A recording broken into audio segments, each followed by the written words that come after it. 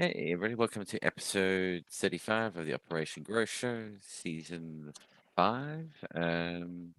Another general sort of hangout chat show. Get into some plant pedigree. I think we're going to cover a little bit of that on this show. Have a look into the muddy waters of some visualization of the whole plant genetics or lineage side of things and see how chaotic it actually gets. But yeah, on that note, we've got some of the usual suspects. In fact, I think it's all of the usual suspects. We've got Raptor Grow, Magma Seeds, and GMF, Genetic Memory Farms, on today. And Lefty will be joining us shortly, I suppose. Yeah, man, he said he was going to join us. But yeah, a quick round of how's everybody doing? Magma, how are you doing, sir? Very good, thank you. Excellent. Having a good Saturday. Yeah, no, I can't complain. It's been super hot. Nice, nice, nice. What's super hot for you guys? Like 40s. Oh, okay. So over 100 degrees Fahrenheit. Yeah. Warmish. Hey, Lefty, speak of the devil. And everybody else. Lefty's the devil? Devil. Of course Oh he my is. God. Lordy. Yeah, sorry, hang on. But Raptor buddy, how you doing, sir? Doing pretty good. Glad to see everyone again. Or nice Saturday. Hopefully everyone's having a nice time. Yeah, just been hanging out. Last week got some banana trees, so that's cool. I got 2 of each. They were offered out at Cal Poly Pomona, their nursery, so that was cool. We got double Mahoy and gosh, I forgot the other one, but they're all basically commercial varieties. So that should be cool. I believe the double Mahoy got some genetics. Some of its genetics lines come from a dwarf variety. So I have to check that out more and properly plan it out in the right place. And I was thinking maybe doing like a banana circle, which is just a circle of banana trees, and in the Like middle. Ookie Cookie? Yeah, yeah. Right, Well, in the cover way it. that all the bananas are sharing one space, and then you just put a bunch of compostable material there, and then that breaks it down. You could do the same method with papayas too, which I got some papayas, so I might do, like, since they both kind of do similar watering regimens, I'll group them together so I'm not, you know, the moisture spots will stay moist longer and it'll be more efficient. It'll be a production corner kind of a deal. Yeah, other than that, just chilling. Got some cool news. Gonna be starting up some interviews for some nurseries, but they're just just commercial plant nurseries. One is for California natives, and another one is a more like on the more ornamental side. So that should be cool. I'm looking forward to see what the interviews bring up. I'm happy with just one, but if they both hire me for the internship, that'd be cool. And they're paid internships. So no problem with that. I just have to work 15 more hours extra to get the money. And it's 75 hours total. So not so bad. But yeah, that's what's up on my end. No, sounds You're gonna good. be You're gonna be shading the bananas, Raptor? Oh yeah. Yeah. Actually, hopefully I'll get 2 pups per each plant, and I'm gonna be taking at least 1 of each variety and putting them in culture. Oh yeah, no, they So that normally spit much more than 1 pup, and Okay. I've seen them take the whole stem on pups and split them into like 50 pieces on and then grow those into separate embryos. Yeah, I'm really interested, and I've also been looking into coconut tissue culture as well. And you just take the coconut itself and you break off the endocarp, which is just the outer layer. I had this really good post about it. But Yeah, I've yeah, seen yeah. it. Yeah, that one. So you would take the embryo portion of that.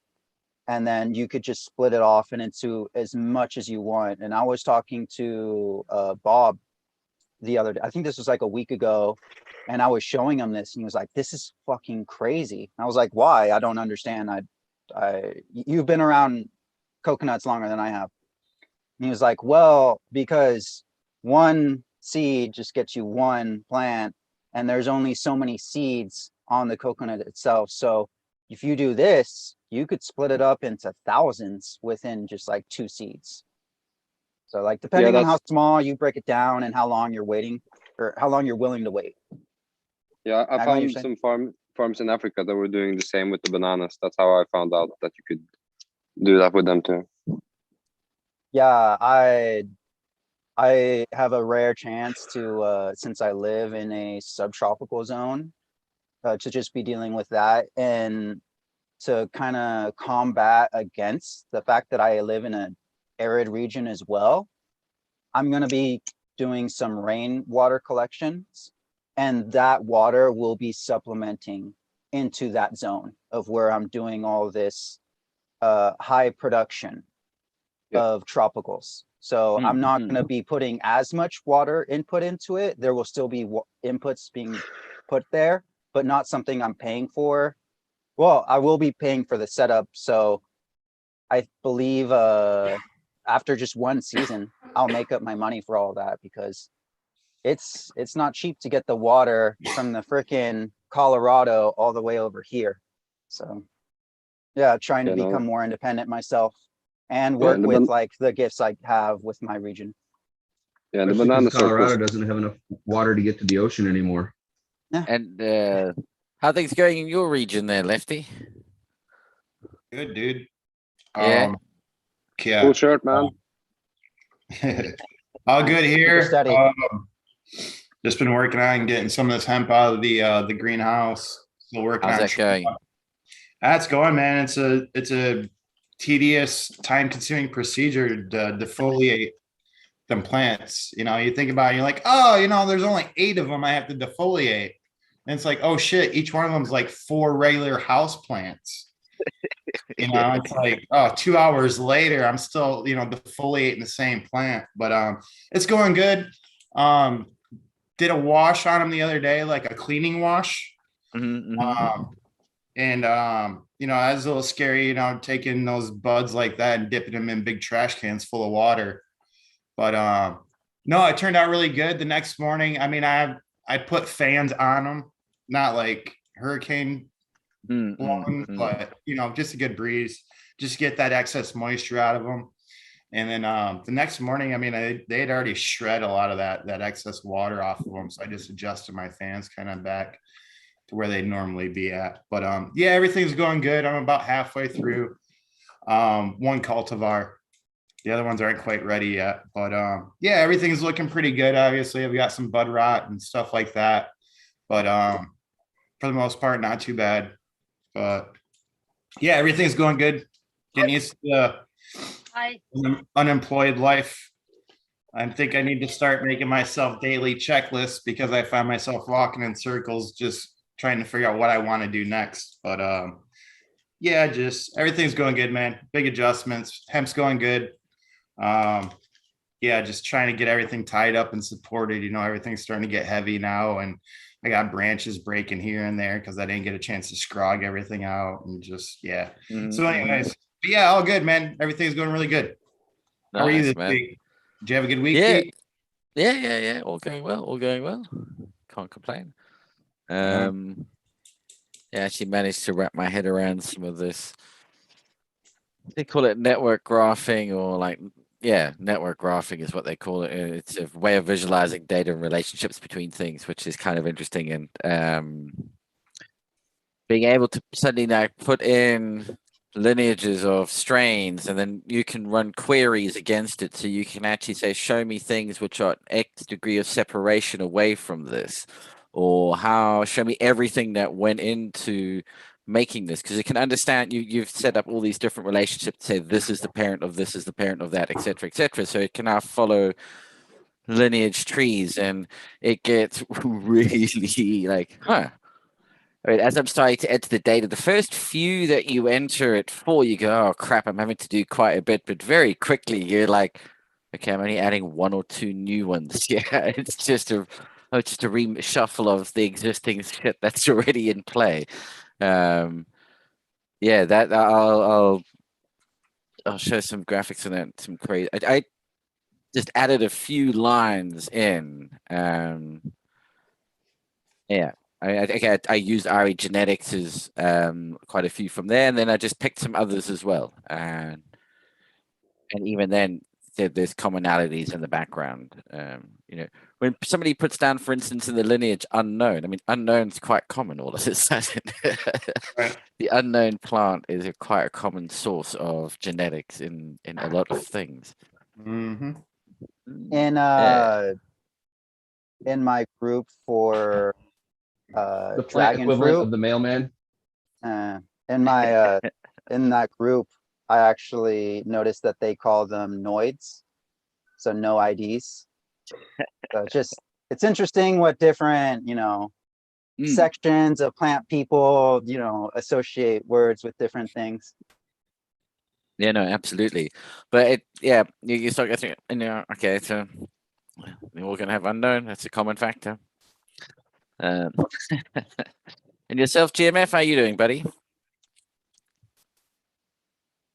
Man, I can't complain. Just sitting here at my little seed station, going through my little, like, part of my problem is when I'm doing seeds like this, I will make a bunch of B grade seed. Like I haven't bought a ton of seeds from other people, right? So I'm kind of having to grade them just on my own, just what I think. And I pop a bunch of the ones that I don't think will pop that look under none just to make, and most of them end up popping anyway. So what I've gotten into the habit of doing is once I pick out all the really good seeds and I put them in one pile, I leave it for a couple of days and then I come back and I go through the rejects again and I try to see, okay, where was I just being way too picky? Because I don't know, I find myself being really, I don't know, maybe too. That's part of the thing. Like no one really talks about this. What's the difference between an A grade seed and a B grade seed? How do you decide? Because when you run seeds, you're going to get some white ones, you're going to get some malformed ones, especially if you're doing a large run.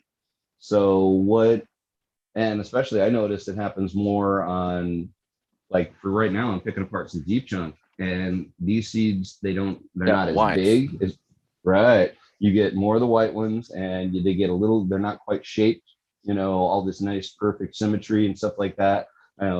They look good, they work, but I think when you get into the land races, they don't, I think it's part of the dihybridism is you get these larger, fatter, how shall I say, unknown seeds. They are not pre-programmed completely for their environment. They don't already have so I think you tend to run very large seeds there. And what I'm noticing is that happens a lot when I do a fresh cross. Whenever I bring something together, part of that hybrid vigor seems to be in the seed making process as well.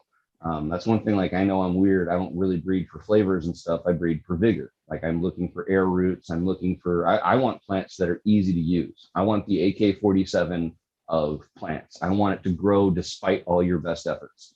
So yeah, I mean, I think that I don't seed know. selection process is almost, each time you do a batch of seed, each time you do it, you've almost got to put them all out, and then you can see within each cluster of seeds off one plant, for instance, you can, when you look at all of them, you can go, okay, those ones over there are distinctly different from those ones over there, and then start to separate them out. I think the catch is to say, is there a de facto standard that would make it a grade great seed? And I think it usually comes down to, and interesting to hear from chat, like the depth of color, I think definitely plays a part. So you want them darker. You want them to have more of that wax build up on the outside that darkens them. The darker color, then you get that tiger stripe striation, which seems to be another indication of the maturity of the seed. Okay, does anybody care if they're, because I'll get some that look, I don't think size is colored, necessarily but the little shape's a little different. I think you can spot you get some really weird, wacky, malformed kind of ones occasionally coming through, but then those are usually really pale and if you squish it and it just goes, in your Yeah. fingers, it ain't no good. You know, it's got to be able to. Absolutely. Not I mean like crunch it, but you should be. You know, Yeah. you should be able No, to I completely squish agree. it, That's the and it first test. shouldn't actually go. Anything that Absolutely. squishes in your fingers under normal pressure is a waste of time. I don't know, man. It's gonna be really hard to classify this because cultivar dependent seed color, shape, tiger Mhm. stripe changes dramatically. I mean, I Yeah, I got totally three agree. varieties in my fridge right now that are drastically different, and they're all Hmm. healthy seeds. You know, Yeah. one's more like That's what I'm noticing. Yeah. one's more like a tannish gray color, and it's got tiger stripes. Another variety is like almost black, and you can barely. and then even you don't the see tiger stripe. stripe. But Yeah. but then it's dark. I mean, it's a really dark color. So it's almost those pale ones with tiger stripe seem to be like, and then the dark ones is almost like whatever that tiger stripe is the whole seed. I don't think size comes into play because you get these tiny little ones, the tropical latitude, Yep.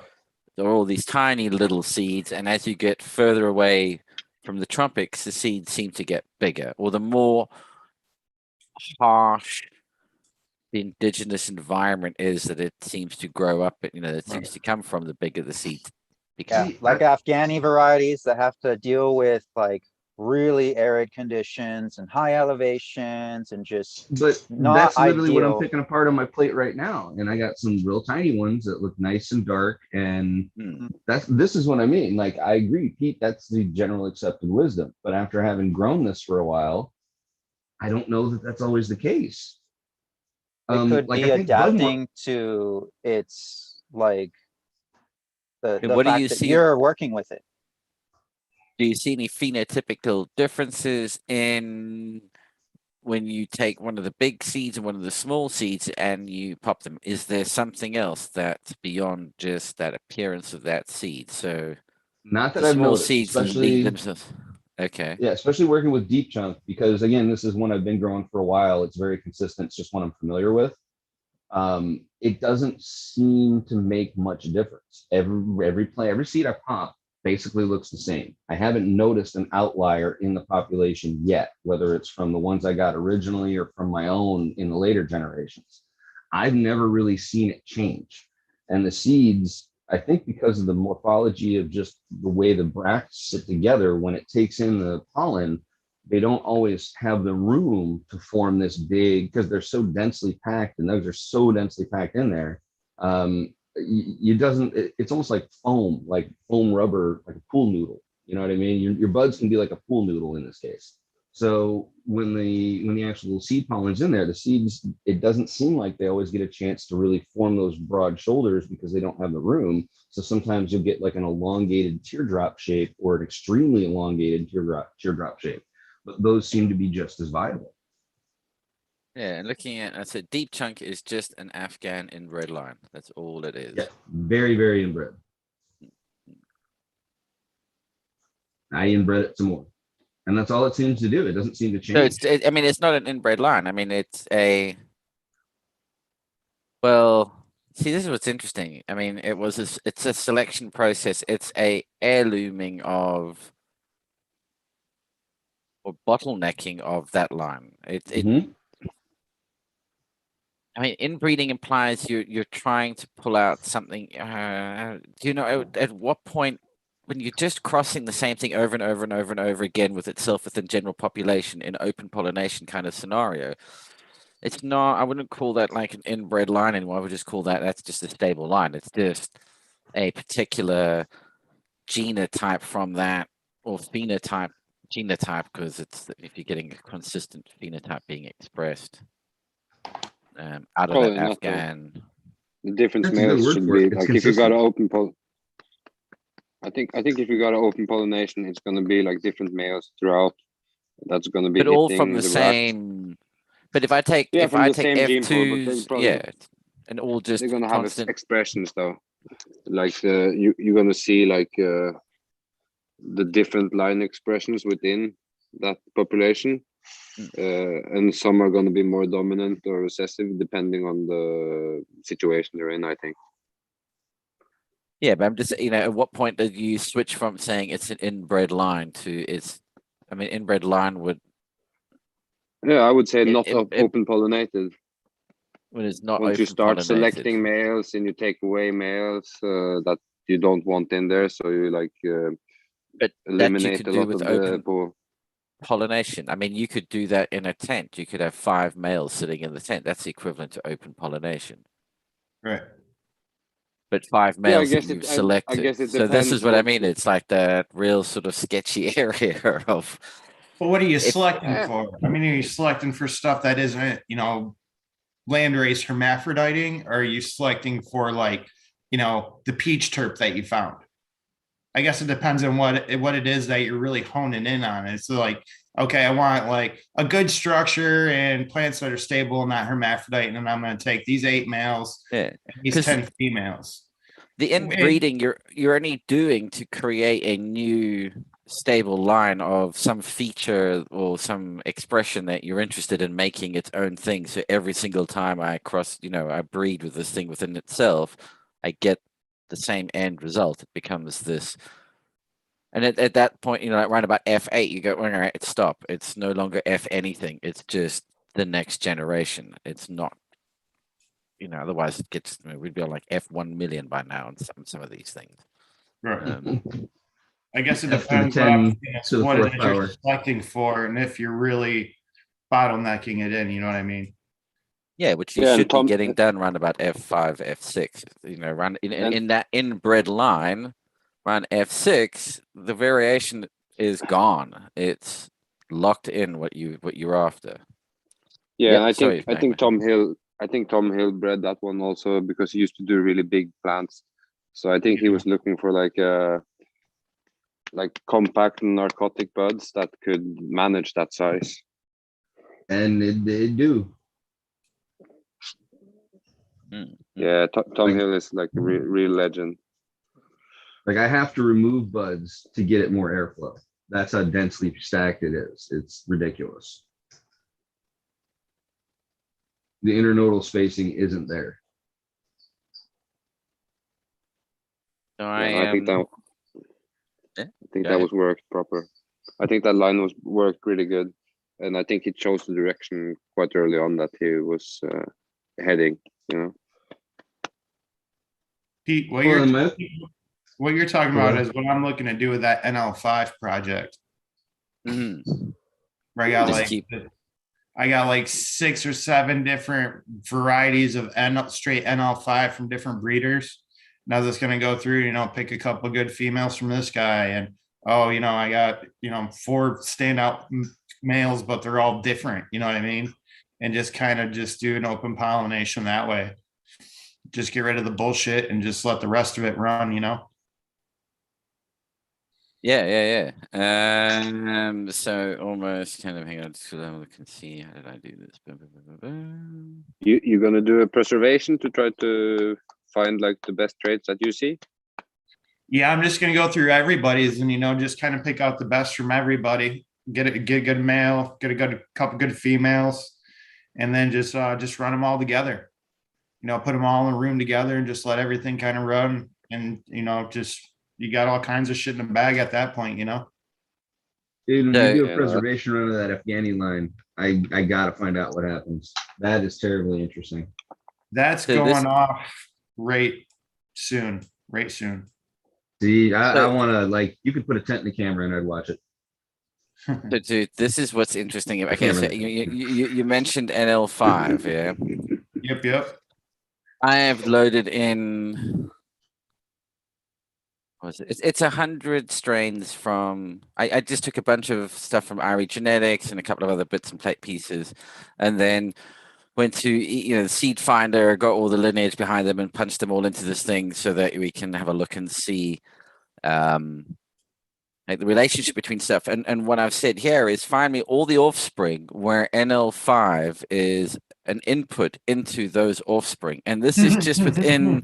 There's And we're talking about all the way through to the nth degree of separation, not just the first or second degree of separation. And this is it, dude. I mean, 39 indirect plants in this tiny little initial selection of, I think the actual end plants that I selected probably only about 15. And out of that, there's over 100 inputs that go into those 15 final plants. I don't even think it was 15. I think it was less than that. And this is where it's really interesting. So yeah, it just starts to creep in all over the show. And this is what a back cross starts to look like here. This princess going into C99. Nope. Which is Yeah. next up on my chopping block. If you look here, so C99 is,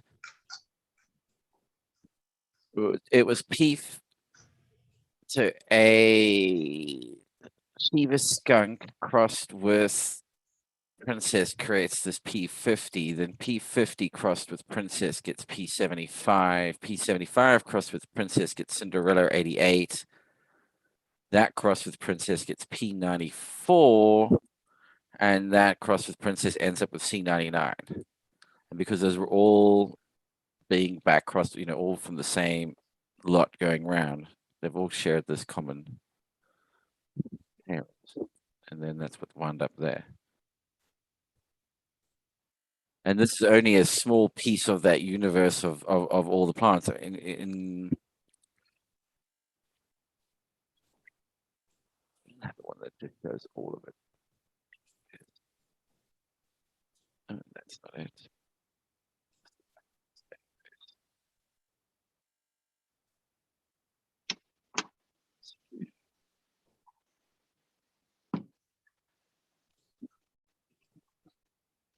Yeah, and you can see unknown.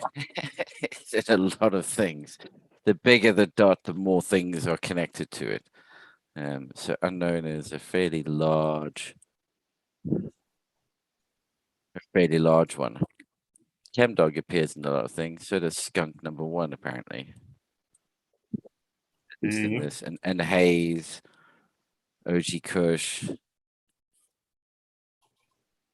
And you can see this is JS Slot because of Rise and a lot of things as well.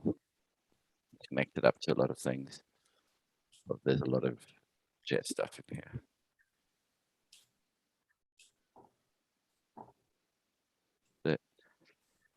Yeah, what makes this interesting is being able to study those relationships and say, yeah, find me this. And I think, and it comes to that being able to do breeding to then say, look, this is the 2 things I've got.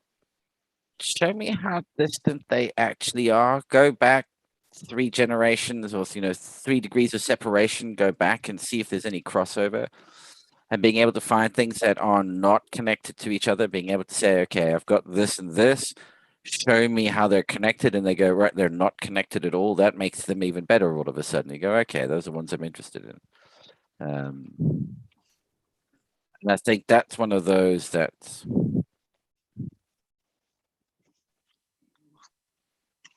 yeah, sorry, brain just went. I'm a rambling one. Somebody else ramble for a bit. It's a good ramble.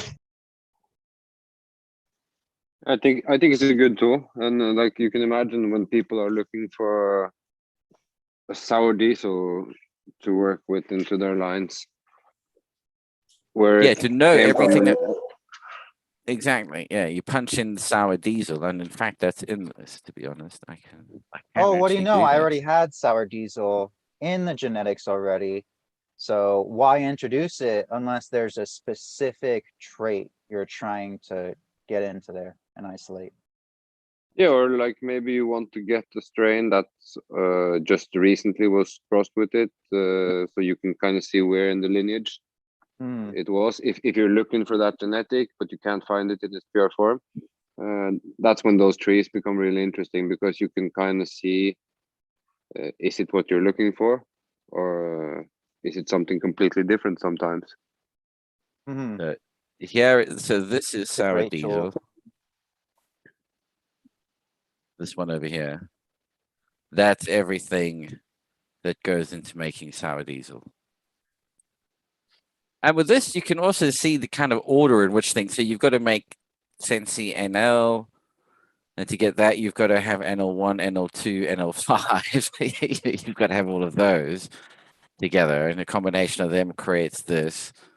That's then used to create this mass super skunk. For that, you need super skunk, which requires Afghan and skunk number 1 at least, and skunk number 1, so you can really see. But at the end of the day, sour diesel has got Colombian and Mexican in it, and Hawaiian. So you've got to be a little wary of any one of those. You see, and it's not that far back in its line either that you suddenly bump into that. And then you've got ChemDog, but then of course it's everything. Well, this is everything going into ChemDog, I guess. Yep, no, that's everything else that ChemDog goes into. All lines lead to ChemDog. And then That's it's what interesting when you these will when you lead see away. How long have I said that? We're all just smoking ChemDog. and then it's cool when you see like different seed companies with this same name, but complete different lineage. And I love the little sometimes it could be random, but sometimes it's just strange.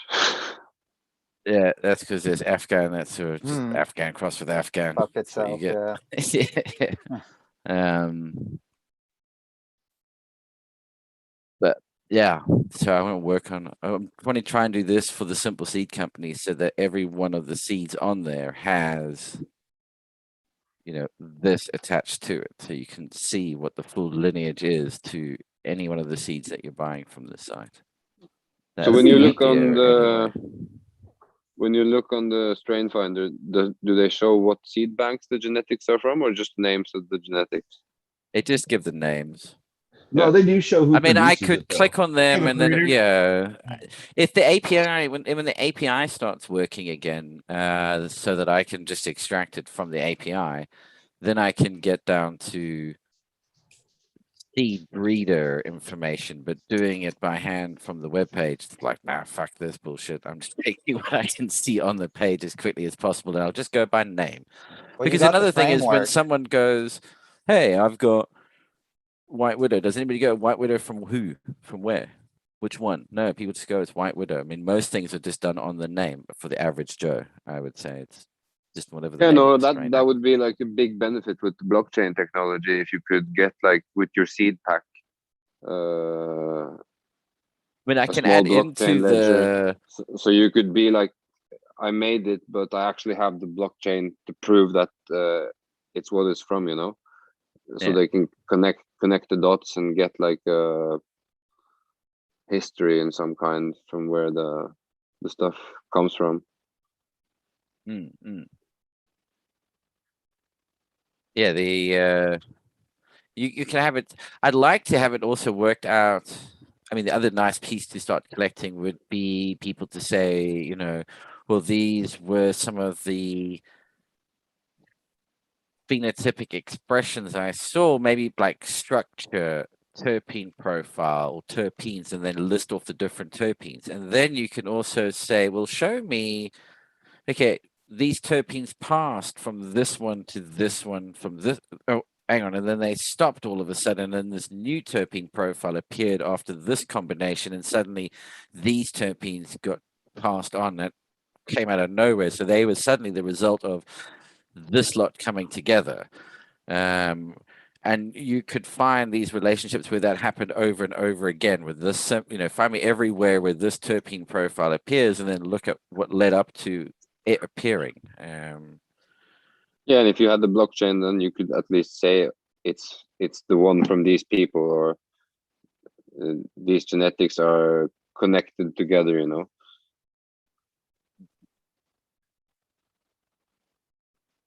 Yeah, it's when it comes down to all the different seed breeders. Yeah, it gets a bit complicated adding all that in as well. The same thing from 5 different seed breeders. It's just ridiculous. It's like, come on. Yeah, no, that's why it would be nice to But then have they like all say that the lineage is the same as well. And that's actually how you just have to do things.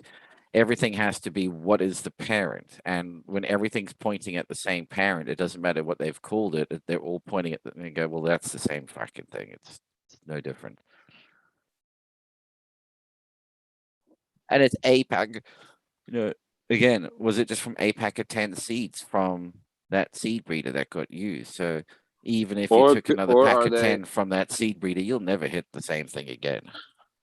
Or as I see many times, they are using like strains that they have in their own seed bank as the lineage for strains that are clearly built on other lines, just not to plug the original line, you know. Well, and it seems like from what you just showed us, something like Cindy 99, for example, that looks like, and again, I'm waiting to grow. I haven't pulled it out of the vault yet. I haven't gotten them more even to get them ready to pop. But from what I just saw there, tell me if I'm wrong, but we should expect that to be very consistent. We should expect that to throw less phenotypic variation, correct? Yeah, and be Yeah, very similar to Princess. It's been back crossed to this Princess strain 4 times to get to there. At that point, it's 95% Princess. So it was whatever other thing they were looking for that got introduced in the start of that back crossing exercise, where they went, "Oop, that's got something interesting that we want to." That plus this bit from Princess together, that's what we want to do. We want everything from Princess and 5% from this other piece over here, and then worked it in. But if you're going by those numbers, whether that's a year that they're talking about or whether it's actually like run number, because you like P50, which is almost like, okay, on the 50th one, that's what they selected. Wasn't It's the the princess C9. cut? Wasn't the princess cut actually Jack Herrera? Yeah, I think so. I think it was Yeah, a cut and, Jack But Herrera. you What's showed like us you're the right. Shiba Skunk by NL5 that became Jack Herrera. Jack Herrera became Princess. That was the thing you just showed us. Yeah, that was a cut. And Yeah. and the Go on to number. C99's been made twice. He remade it after he lost it. So I'm not sure the new one is similar to the old one. Right. And I used to grow the old one, and that was really nice. But yeah, that's what it was. Yeah, no, I think you're right. So this is what goes into Princess. Let me make this screen bigger. Make it That's still pretty messy. Yeah. So this is Princess over here. And tie. So do you have the Oh. old C99 or the new C99, JMF? I'm pretty sure mine is the old one because I got it from the Rev who got it from Mr. Soul back in the day. And then Rev just yeah. kept inbreeding it. That's cool. Haze is just like everything thrown at it. I mean, it's just ridiculous. It's just Yeah. all of these somehow at some point wind up in Haze. Then that become what? Yeah, you got Jack Herrera, but you've got so Colombian appears twice and Mexican through Skunk number 1. Yeah. Make a show, and then it comes back in through Jack Herrera over here. But it's been these two have been watered down quite a bit at this point, but then come through, and then there's this unknown added in. But then this So goes on there's to be Mexican quite twice. prolific. So there's that Uh, Mexican down there and then into the haze up. If you There's look up another in Mexican, okay, orange, yeah. so yeah, that's well. Okay, it's only once. I Mexico think and I've got Mexican. Mexico, and Yeah. Mexican, same thing. No, I was so it's just only yeah, once. yeah. Yeah. I'm just curious if it should be the So same we've got thing. Indian and India. Okay, I need to go through and normalize some of this data. There's some variations on the spelling, but that's fine. So it's got Thai, Colombian, Mexican, and you got Thailand and Indian. So it's got those 3 in there, not all of these here. So Hayes is really quite the how shall I say? It was the hype of it today, it looks like. And then when people want to know, the question like, what's a polyhybrid? That is. Yeah. So it looks like it was the thing at the That time. is City 99. That's a polyhybrid. These, when you look at how much crap has gone into them. Versus what we were talking about earlier, the deep chunk doesn't have a lineage other than Afghan. It's itself. Yeah, that's Yeah. it's not it's its own line. I mean, looking at this, like Skunk number 1 is a really simple hybrid.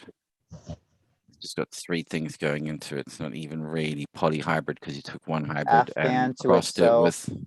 Uh, Well, it's just Afghan. It's just that some, some of these things have there was an Afghan. It was just Afghan to Afghan. I was like, okay, I'll Mm. just and Yeah. it's has chosen to represent it. I'm kind of scared to ask what would it look like if we saw runts or something like that, like some of this modern cake hype or something. I'm almost scared to ask. I There'd be a didn't. lot of unknowns. Is it? Um, I'm almost scared Okay. to ask. don't think no. with a Runts wasn't Z, one of the yeah, ones. make sure. Just any I of had to these look real at it. I was hypey going to hype- put it in, and it actually doesn't have, even with like the 100 or so that I've put in already. Adding runts in was only adding like maybe another 2 into the mix. It doesn't actually have that much. Well, you say it doesn't have that much going into it. You say, well, it's only got these 2, and those 2 have got, and these 2, they're using. That's the problem. Yeah, exactly. When you're using a polyhybrid down the line, it's everything in it that you're now fucking with. It's not just a couple of things in it that you're playing around with. Every one of its parents had 2 parents, and so it goes. Just like most of us are related to Genghis Khan. Yeah. Most Europeans, I should say, are related to Genghis Khan, Europeans and Asians. Grayson saying it wasn't hype, it was the only thing at the time. That or Well, nothing. the hype of its Nice. day. Yeah. It's de facto. Well, unless it was in your area, like unless you were around those land races or in a major trading point, how mm. easy was it to get, everything? Yeah, I'd like to yeah, I mean, like Magma with some of your lines running through them as well, and then suddenly it's like, dunk, there is this real commonality then, and you can almost. What I was hoping to try and see by doing this, I need to try and find somewhere when I put it in that you'll get another cluster that's completely disconnected. That's what I haven't been able to find yet. Everything so far is connected. related. There are no islands. There are no disconnected groups where there's no common ancestry. So I need to get you some landrace stuff. Yeah, but I'm just Well, there's talking in general, not about yours. I'm just talking in general. I'm trying to go through, and I was just quickly flicking through a few of them on Seed Finder just to go, oh, let me try and find one when I'm looking at the lineage. If I can spot one where I don't see a name that I've seen already, and nigh impossible to do that. In the brief period I did it, I was like, I couldn't find anything. Everything's suddenly like, hey, skunk number 1, hey, Durban poison, Afghan, Kush, it's all just in there, and you're like, huh. In a way, though, that's very reassuring, I guess, because that means it's a lot like us.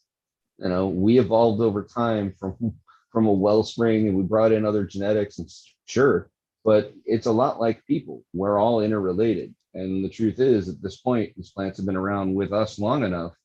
They're all interrelated too. When you got to think too that in the time frame that it was, that about the time that those came out, that people actually started like naming cultivars and strains. You know what I mean? Before that, it was just like, oh, this is Mexican, or this is Mexican by Colombian, and all of a sudden it's like, oh, now we got skunk, and haze has been around for a while, but all these names, Northern Lights, all that shit started popping up and having names to it. Before it wasn't like that. So. I guess that was an easier way to track it too, is, people tend to remember names, I guess, better than, 2 things is harder to remember than 1. Are you saying marketing works? Sometimes. Well, they just turned it into another cultivated plant. I mean, look at how we have tomatoes now. We don't just say that this tomato from certain region in South America. We say, no, this is the farmer's choice tomato, just it goes into all these different things. Same thing with peppers. Like, yeah, then they started being distributed and kind of isolated more. We started working with them. All roads lead back to peppers in our conversation. But yeah, it's cool. It's really cool to see, just like GMF was saying, that how much they are mixed together and how quickly that happened. It's like, when can we see the beginning of all this really happening? Was it 60s, 70s? Was this, I'm sure history had had a lot to go in with it, with all of the wars. I mean, how many stories of origins from seeds start with like, yeah, this guy who was in, who was serving whatever branch. They went there and then they came back with so many seeds. It really seems to follow the path of war in some of things and in some of the situations, but in others it's just trade. But Oh how yeah, did yeah. that get there? It's just trade because they happened to be there at that time because of that. Wait, conflict. are you saying that humans have an effect on the environment based on our actions? Yeah. That our conflicts and the things we choose to do and make industry somehow have an impact on the environment and the plants and the animals that live there? Man, Raptor, that's crazy. Yeah, it just might be true. Smell that? That's sarcasm. But that's the the interesting thing is with something like this, it would be possible to start to track back the order of events. You could see how things happened because you can't have this without that. So you look to see, when did that appear? Well, it was these two that created that. Okay, so this is the chronological order of events for this particular one to take place. We might not get a person in that, but Pete? we'll get like closer timelines. Yeah. We have to do this, and we have to do it in the form of a true crime podcast. We have to do this now. Who done it? Who muddied Right? up all the genetics? That's what we should do. We should forensically go When back and through the where. data. Yeah. Bob And in his figure out when this backyard stuff happened. with an open pollination program. That's who muddied the waters up. There you go. That's where it ends. Turns out it was one guy named Phil in 1932. Yeah. Trying to get ahead of the paper game, Phil. Seriously ended up pissing off the Hearst family. That was a But fatal yeah. mistake for poor old Phil. Yeah, I the more I've played with this over the last few days, and the more it's become really sort of interesting in having a method for being able to query it and visualize it and see it. And I mean, I know this has been around for a while, but it's one of these kind of technologies, graph or network graphs. You've just got to wrap your head around how they all hang together, and then the query language that comes with it, because that's a bitch. It's supposed to be easy. You read it, you go, It would be "That doesn't cool make if you any could. sense." Would be really cool if you could like see if there is one plant that shines through like many generations. So you have like an expression that goes far, or if it doesn't, which genetics were the ones to kind of dominate those. So you can kind of see, like, I guess if you had a picture of them, like if you do with family trees, you can kind of see the face of the people and you can trace it. Yeah, I mean, that's So the you idea I've can- got, where you can put in, like, be able to enter, like, these were the chemotypes, these were the phenotypic traits that were most commonly seen, like dominant traits that came through regardless of what you did, and then see when they suddenly stop and go, right, that didn't continue from beyond that point. Although they might suddenly see them re-emerge again all of a sudden a couple of generations later, and you look at it and you go, well, what suddenly got crossed in that caused these to reappear? And you go back, go back 2 generations, it disappeared. I reintroduce this thing here gets introduced, and suddenly it's back. So they must be carrying some sort of recessive or co-dominant quality with them. Yeah, like the Jack Herrer used to be really dominant in all the crosses. You could taste it. It was like shine straight through. Does that mean then the idea would be C99 would also potentially carry that breeding dominance? No, it didn't. Not It that I, didn't, when I okay. tried it. Okay. It had a more tropical fruity flavor Okay. and different bud structure too. I would say more open, not so tight.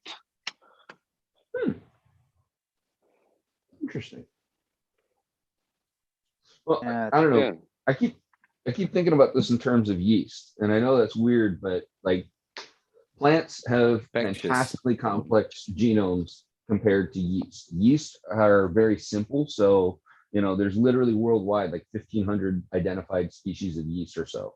So for purposes of looking at like evolution, there is a point at which through enough breeding and enough replication, the genome changes. Like for example, yeast about 100 million years ago, it went from 8 chromosomes to 16. We don't know why, we don't know how, we don't know what happened to make that happen, but that was just a sudden leap in its evolution. And then the same thing happens like much later when we start, making beer all the time. So now that we've got yeast, but we've got it in hyper production as humans, we've turned it into this breeding cycle where we're making it reproduce and reproduce and reproduce in unnatural speeds. So now we end up creating what we look at as ale yeast, lager yeast, and that lager yeast that, Saccharomyces pastorensis actually carries with it a full copy of not only the yeast wine genome, but the Saccharomyces cerevisiae, the bread yeast genome, and that's why it works So- for lagers because it So actually it's like has the Downs. It's like Down syndrome with yeast. what I guess that's one way to put it. But this thing has literally both sets of genomes, and that's why it's able to do work that other yeasts aren't really able to do. That's why it was able to constantly go into this, lagering environment and specialize in fermentation in a cold temperature. So you think you had a natural mutation happen? Absolutely, because no one back then did it on purpose. So that's the whole thing about like looking back at these different studies of, yeast genome and how it went forward through time. It was a natural thing about 100 million years ago where it suddenly doubled its genetic profile, but then going up to like modern times, once we got our hands on it, and that wasn't long. Like you're talking There's a about the production. really So could it have been interesting- like could it have been an environmental factor that made it happen? Well, it is Because I know every that can time cause mutations. Exactly, because every time you brew in that style, you're changing the environment to brew in that style. So you're selecting for those genes. Hence, it actually encouraged it to pick up, for whatever reason, this entire extra genome. there's a So we're great gonna say, Pete. there's a great thing called the longest running evolution experiment, which is now run through like with a while back was it 74,500 or so generations in. Wow. And that shows how these things, the evolution over time, and it's the same experiment that's been ongoing. The population has not been artificially added to or anything like that. It's been kept, the conditions been kept exactly the same the whole way through. I think there might be small And- factors though. It's just that natural thing when you get mutations occur every time. Every time DNA replicates, 5% of it mutates as a sort of given. 5 to 20% of it will mutate. Now, whether or not it's a positive or negative mutation or one that has any impact whatsoever is, that's the roll of the dice. But that's Well, how and- much of your genetic material gets altered every time you reproduce. And you just said it right there, though. It's rolling dice. We don't know whether that mutation is positive or negative. It's something we want or don't want because we're selecting artificially in the environment. So for us as breeders, kind of like how making beer made yeast that now we can use to make all these other beers, this kind of process of all of us doing all this breeding over and over again, maybe that's actually not what we can say, because a lot of people have this fascination with nostalgia to go back to the old genes and all that. Maybe that's not necessarily a good thing. Maybe this, I guess, a wider gene pool might be beneficial in the long run for the plant itself just to sustain, and then it's up to us to breed for different selections.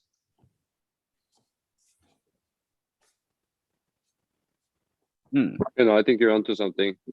I know that when they were breeding like different prunus species to do like the pluots and all those mixed fruits, they use tissue culture to get them to get the seeds to live, you know, because before that they weren't able to get them to cross and have a viable species to grow out.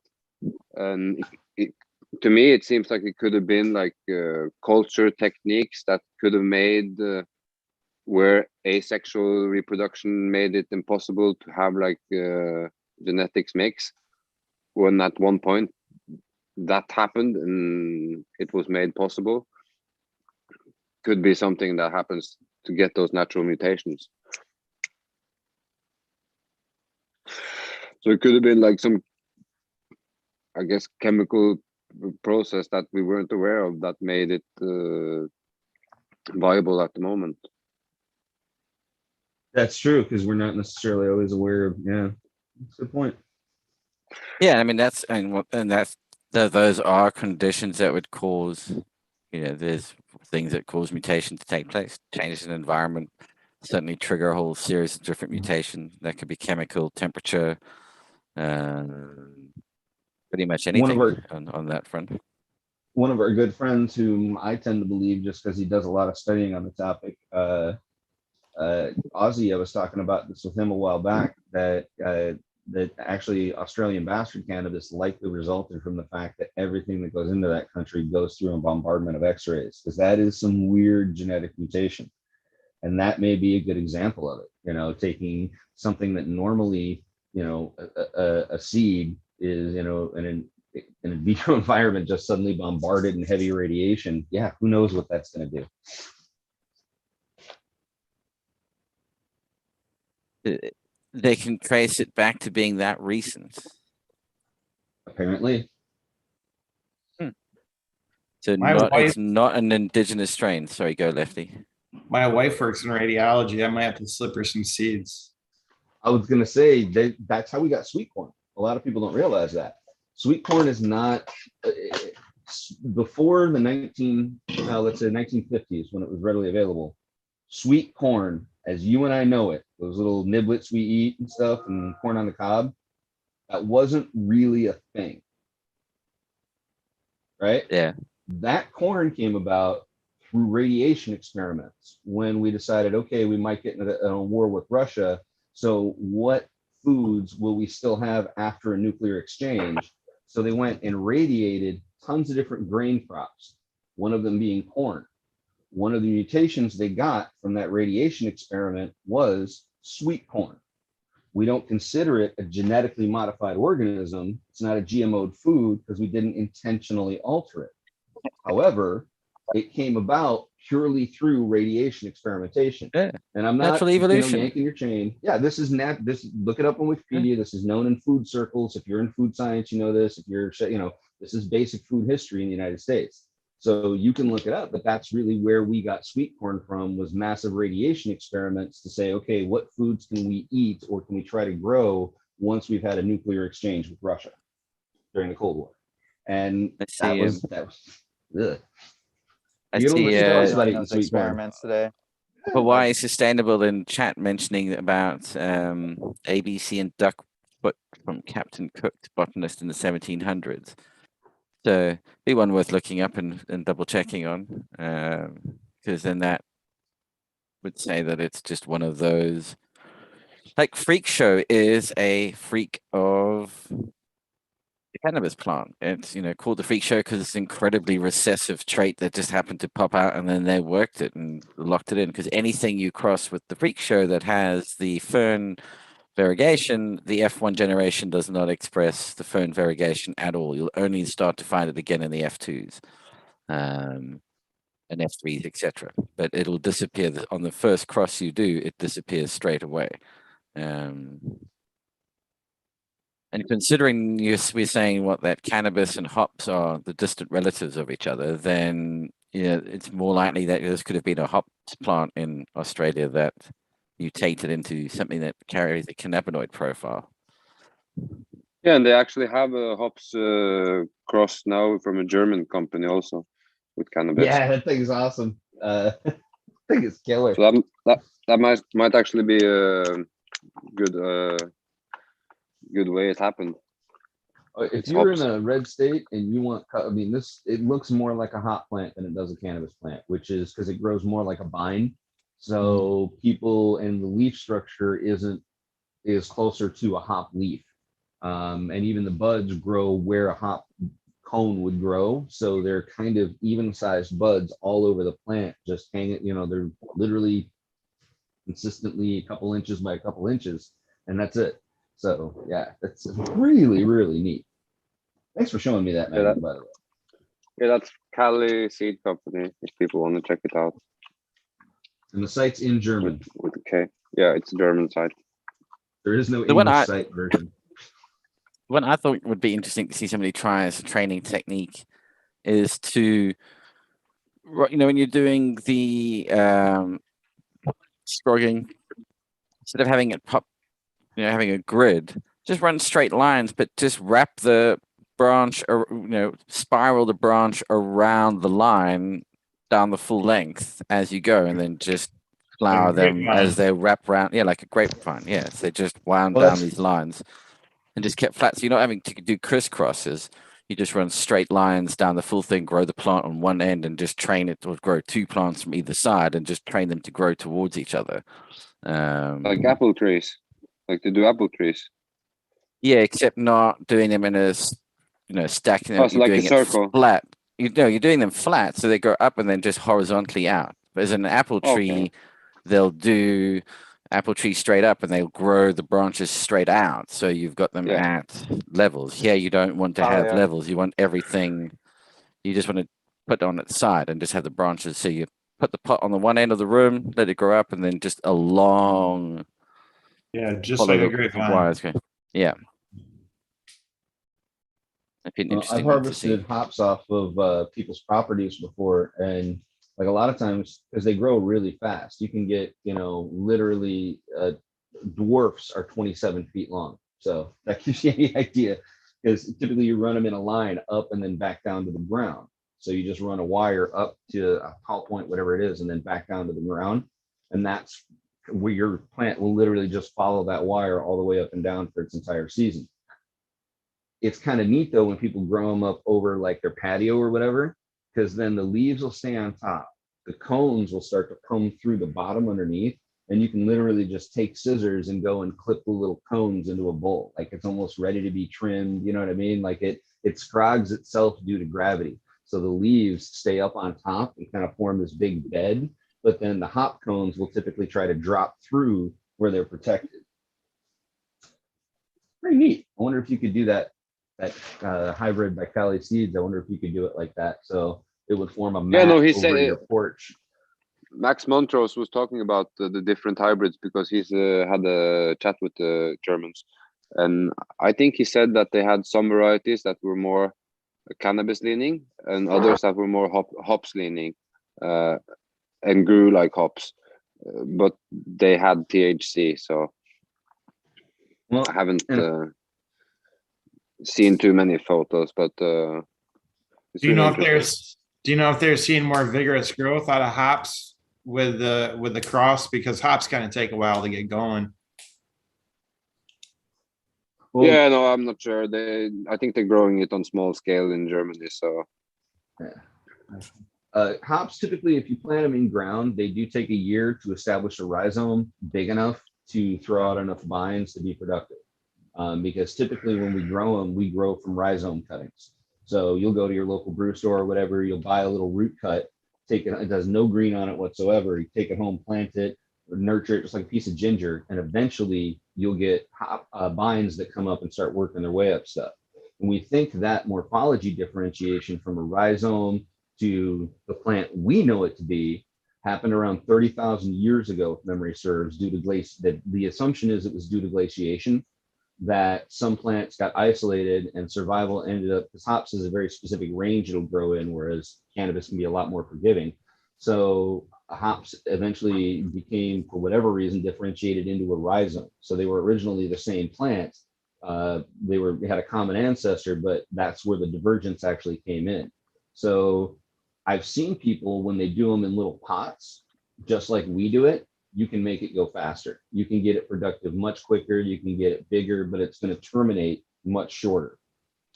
So, and anytime you stick them in the ground, that's why you can get, a hop field that's got a wire above it 30 feet in the air, and they'll run a wire up and a wire down and let it just grow the length of that.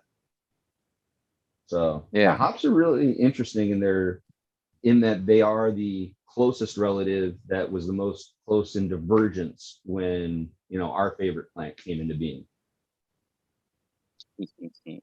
Beer and wheat, like Homer in one episode, nuts, beer, nuts, beer. Oh man. All right, well that brings us up to the hour, which is the usual runtime. I think we might do a short little after show hangout for a little bit. So while we get that ready, where can everybody find everybody, I guess? Let's start with you, Raptor. Where can everybody find you, sir? You all again, awesome show. Had a lot of fun. Yeah, Raptor Grow. You can find me on Instagram, same spelling as it is here. Yeah, come check out what I have. Trying to get into more consistent lives once a week for just at least 30 minutes. Yeah, you could check all that stuff on Instagram. Like I said, Raptor Grow. Same spelling for the YouTube. I only really do hangouts like Operation Grow and the Neighborhood Grow show. So Cool. same time, same place for Pete's show here in Operation Grow, and the Neighborhood Grow show that's on Mondays, 4 p.m. Pacific time, 4 p.m. Pacific time, 7 Eastern, and 12 a.m. UK. Hope to see everyone. And Lefty, where can we find you, buddy? Not like in the middle of it. Oh man, I'll be out in the greenhouse picking off leaves, dude. Otherwise, you can find me at Lefty's Farm on Instagram and Cannon Buzz. Also, officially, I'm gonna be vending for Rasta Jeff and Irie Genetics at the Kind Cup, Nice. which is November 6th and 7th in Concord, Virginia. If you're interested, Cool. check out the Kind Cup on Instagram for more details. But also check out Simple Seed Co., where you can find many of our seeds available for a very inexpensive price. So Yeah. yes, please check out Simple Seed Co. And with the coupon code OG Show, gets you free postage. There you on any go. of the seeds ordered. So take a look, place your order. GMF, where can we find you, buddy? If anybody wants to find me, I'll be in Lefty's greenhouse stealing his leaves. Now, usually I'm just in the kitchen or the garden, but either fermenting something or cooking something or growing something. But if I can be helpful to anybody, give me a holler. Genetic Memory Farms on IG. I like to be helpful. And as always, you catch me on the Neighborhood Grows on Mondays. We've had kind of a busy couple of weeks, everybody, so we took a little time off, but probably see you guys Monday. And obviously here every week, hanging out on Weed Nerds, Ozzy's group. So, if anybody's in Weed Nerds, you can holler at me over there too. Weed Experiments, I'm sorry, I know the group. Just holler at me on IG, Genetic Memory Farms, if I can be helpful to anybody. And Pete, thanks as always, man, for making this little, kind of place for us to little exercise our brains and get them a little bumpier. I really appreciate all the effort you put into to do those visuals. That's really cool, man. Thank you.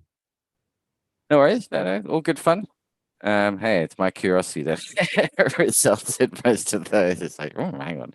But you could just keep it to yourself. You choose to share it with us. So thanks. It's all about making the information available. That's the idea at the end of the day, democratization to the data. And Magma, where can we find you, buddy? You can find me here on Pete's great show, or I'll be in the greenhouse like Lefty, cleaning leaves and supporting branches for the next few months. Good fun, man. Good fun. And you'll be able to find me at Operation Grow 2019 on Instagram, also at Peel Grow Systems on Instagram, and peelgrow.systems, the website for the Minder units. And yeah, as was mentioned, the Simple Seed Co. for all your seeds. Yeah. And on that note, we shall catch you all next week, but feel free to jump in on the after show. I'll post the link one last time. There we go.